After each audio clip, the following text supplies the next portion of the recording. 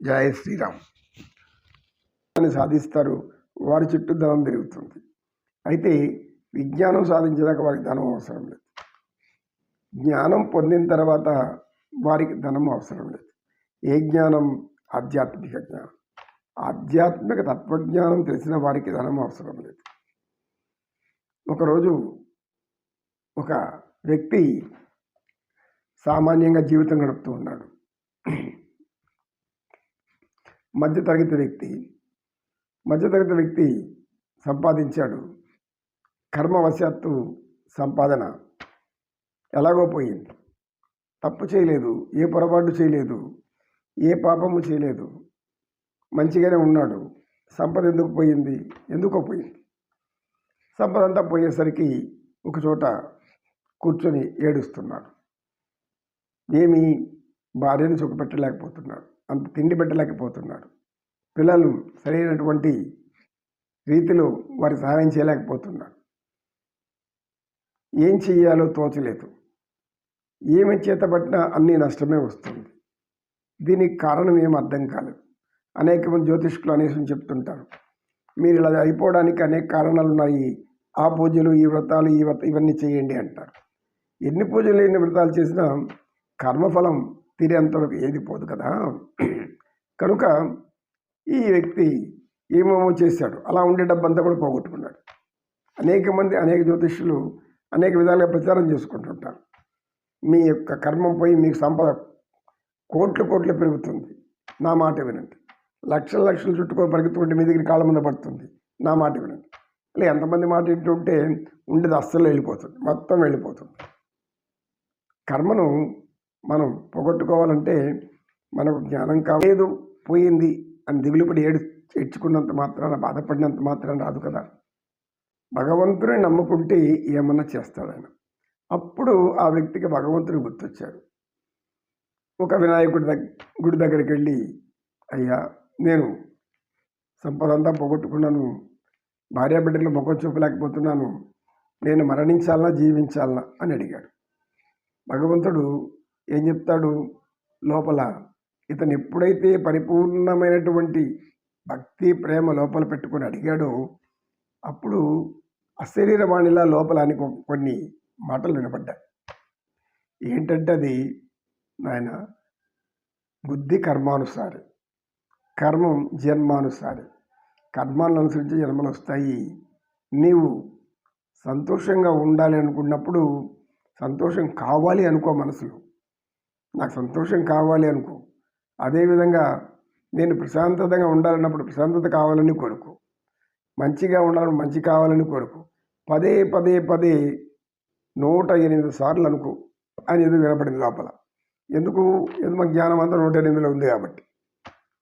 సరే, ఇక్కడ ఈ వ్యక్తి ఏం చేశాడు? అక్కడి నుంచి ఏదో చెప్తున్నాడు, లోపల ఏదో మనసులో అనిపిస్తుంది, ఇది సరైన పద్ధతి కాదేమో, నమ్మకం లేదు, వెళ్ళిపోయాడు.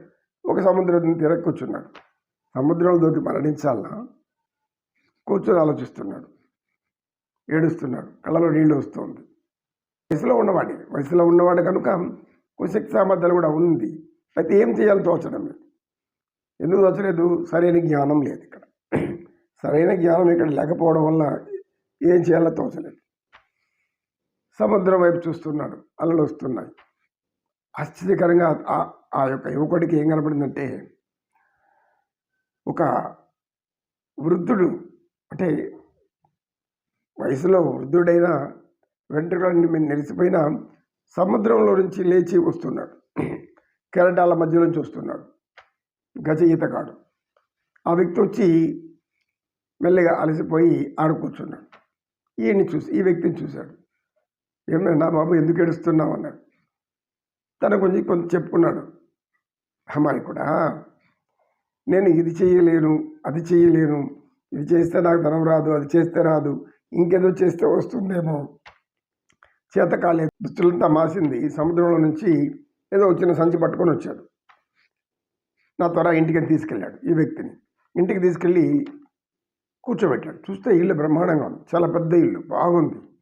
అనేక రకాలైనటువంటి వసతులు కలిగినటువంటి సోఫాలు అవి ఇవి అన్నీ ఉన్నాయి.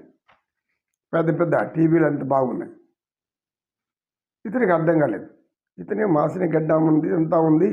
ఈ ఇంటికి తీసుకొచ్చాడు. ఈ ఇంట్లో ఏమైనా పని ఇప్పిస్తాడేమో అనుకున్నాడు ఈ వ్యక్తి. అప్పుడు ఆయన అందరూ పరిగెత్తుకుంటూ వచ్చారు.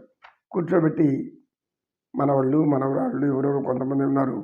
కొడుకు, ఒక కూతురు ఉన్నారు. వాళ్ళు కూడా వచ్చి ఉన్నారు. తాతయ్య బాగున్నావా అనేసి అడుగుతున్నారు. అందరూ అతన్ని ఈ పరిస్థితిలో ఎట్లా అనుకుంటారు అనుకున్నాడు ఈ వ్యక్తి. అందరూ ఇలా పిలవడంతో ఆశ్చర్యం వేసింది. ఇంత సంపద ఉంది, ఇంటి ముందర 2 కార్లు ఉన్నాయి.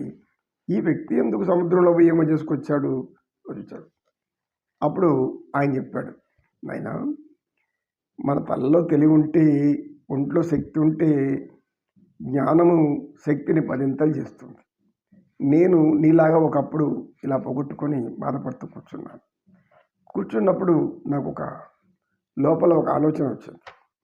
అయితే నేను చిన్నప్పటి నుంచి కూడా ఈత బాగా నేర్చుకున్నాను. సముద్రంలో పక్కనే ఉంది కనుక మాకు సముద్రంలోకి ఈత కొట్టడం అలవాటు అయిపోయింది.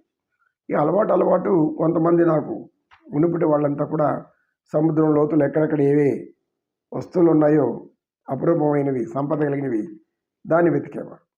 నేను అలా అనుకొని వాళ్ళ మాటలు విని బాగా ఈత నేర్చుకున్న తర్వాత అప్పటికి ఇంకా పెళ్లి కాలేదు. పోయాను సముద్రంలో పోయి ఎక్కడో ముత్యపు చిప్పల ముత్యాలు ఉంటాయి కదా, అవి ఎక్కడ ఉన్నాయో ఆ ప్రదేశం వాళ్ళు చెప్పారు. అక్కడికి వెళ్ళి గజ ఈతగాని కనుక ఆ ఈత విద్యతో అవి తీసుకొని వచ్చేస్తాను. వచ్చి ఇలా సంపాదించాను. ఇప్పుడు ఇలా అయ్యాను. అయితే ఇంత సంపాదించాను, ఇంత అయింది, ఈ వయసు అయిపోయింది చాలు అని నేను అనుకోలేదు. ఎందుకు అనుకోలేదు? నేను అనుకోను. అది నాకు ధర్మం, భగవంతుడు పెట్టిన భిక్ష. ఆ భిక్షని వదిలేసి ఇప్పుడు ఈ సౌందర్యం, ఈ యొక్క ఐశ్వర్యాన్ని నేను ఆనందించలేను. ఎందుకంటే ఈ ఐశ్వర్యం నాకు అవసరం లేదు. నాకు నా శ్రమ కావాలి. నా శ్రమని ఉపయోగించుకున్నంత కాలం ఉపయోగించుకుంటాను. చేయలేని కాలం వస్తే భగవంతుడి ఇష్టం అని ఒక్క మాట అన్నాడు. దాంతో యువకుడికి ఎక్కడే ఆత్మవిశ్వాసం పెరిగిపోయింది. అయితే నాకు అట్లాంటి ఏమైనా చెప్తారా రా అని చెప్పి తీసుకెళ్ళి మళ్ళీ సముద్రం వైపు దగ్గరికి వెళ్ళాను. అలా వెళ్ళి లోపలికి వెళ్ళాను. అక్కడ ముత్యాలు పగడాలు ఎక్కడెక్కడ ఉన్నాయో అన్నీ ఇతను చూపెట్టాడు. అంటేనే మళ్ళీ పైకి వచ్చారు. కొన్ని ముత్యాలు తీసుకొని వచ్చుకున్నాడు. ఇంటికి వెళ్ళాడు. భార్యకు చూపించాడు. ఆమె, ఏమండి ఎక్కడ తెచ్చారు? ఎక్కడే పోయారు? ఈరోజంతా కనపడలేదు, అన్నం తిన్నారా లేదా అని విచారిస్తుంది. తింటాను, ఇక మీట బాగా తింటాము అనే ఆత్మవిశ్వాసం పెరిగింది ఆ వ్యక్తిలో. అప్పుడు ఆ వ్యక్తి ఉదయం లేచిందే ఈత ఇంకా బాగా నేర్చుకొని లోతుకెళ్ళి ఏం సంపాదించలే ఈ యొక్క అనేక విద్యలు నేర్చుకున్నాడు ఆ పెద్ద ఆయన దగ్గర నుంచి. అలా చేసి ముత్యాలు తీసుకొని వచ్చి ముత్యాల వ్యాపారిలాగా మారిపోయాడు. పగడాలు ఏమేమి దొరుకుతుందో సముద్రంలో ఉన్న సంపద అంతా కూడా ఎక్కడెక్కడ ఏముంటుందో తెలుసుకున్నాడు. అది పట్టుకున్నాడు, వచ్చాడు, సంపాదించాడు, గొప్పవాడయ్యాడు. కనుక జనం చుట్టూ ధనం తిరుగుతుంది అనేది వాస్తవమైన, ధనం చుట్టూ జనం తిరుగుతున్నది సంపూర్ణమైన వాస్తవం. ఎందుకంటే ధనము లేనివాడు ఎక్కడా కూడా విలువ లేకుండా జీవిస్తాడు. కానీ నేర్పు, విద్య, వినోదం ఇవన్నీ లోపల ఉంటే జనం వీటి చుట్టూ తిరుగుతారు.